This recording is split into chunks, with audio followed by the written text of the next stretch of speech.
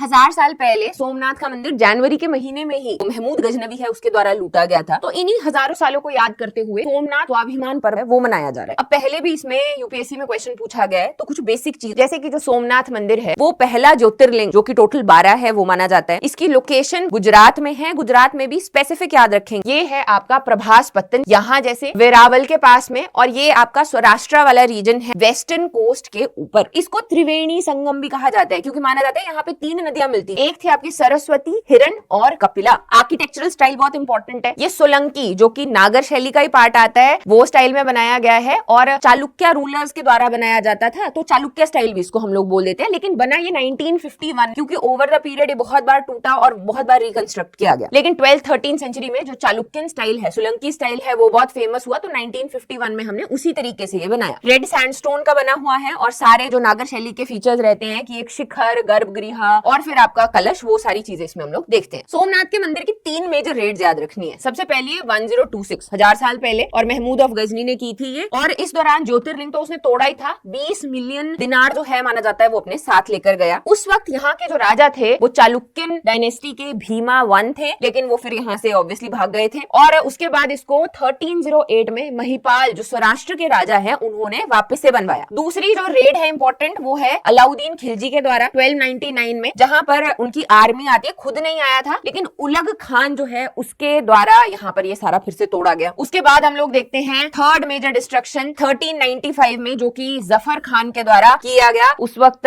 तुगलक्स के साथ में उनका चल रहा था, इंडिपेंडेंटली वो यहाँ पर बसना चाहते थे, तो गुजरात आते हैं और सोमनाथ के मंदिर में डिस्ट्रक्शन करते हैं। लेकिन जो फाइनल रिस्टोरेशन है वो हुई 1951 में, और इसकी इनॉग्रेशन की थी डॉक्टर राजेंद्र प्रसाद ने, जो उस वक्त प्रेसिडेंट थे। इसके ऊपर क्वेश्चन भी पूछा गया था कि इनॉग्रेट करने वाले कौन थे। इस टाइम पीरियड में बहुत बार रिकंस्ट्रक्ट हुआ है, जिसमें से एक बार 1783 में अहिल्याबाई होलकर मराठा क्वीन थी, उन्होंने भी किया था। और जो मेजर सोमनाथ का मंदिर है उसे 200 मीटर दूर अभी भी वहां पे आज भी मंदिर बना हुआ है। फिर फाइनली 1951 में जो हमारा अभी प्रेजेंट डे का मंदिर है वो बना। एक और चीज जो याद रखनी है, इसमें ना एक पिलर है, उसको बोलते हैं बाण स्तंभ। तो उसमें कुछ इस तरीके के शब्द लिखे हुए हैं कि ये जो पॉइंट है इससे नीचे की तरफ को कोई लैंड नहीं है। और जब हम लोग मैप पे देखते हैं तो यस, जब एंटार्क्टिका पहली लैंड आती है उससे लेके यहाँ तक 6th सेंचुरी में भी हमें इंस्क्रिप्शंस देखने को मिल जाती है, मेंशन है इनका, तो उस वक्त से ये लिखा हुआ है। और इसके ऊपर इस तरीके से एक एरो भी है जो उस डायरेक्शन में दिखाता है, तो इसको हम लोग बाण स्तंभ बोलते हैं। तो यूपीएससी में 2022 में क्वेश्चन पूछा गया था। एक तो डायरेक्टली था कि ज्योतिर्लिंग है ये, दूसरा अलबरूनी के द्वारा भी इसका डिस्क्रिप्शन दिया गया है, और तीसरा था कि प्राण प्रतिष्ठा करने वाले जो हैं वो प्रेसिडेंट एस रामाकृष्ण थे। तो ये गलत था, ये थे डॉक्टर राजेंद्र प्रसाद।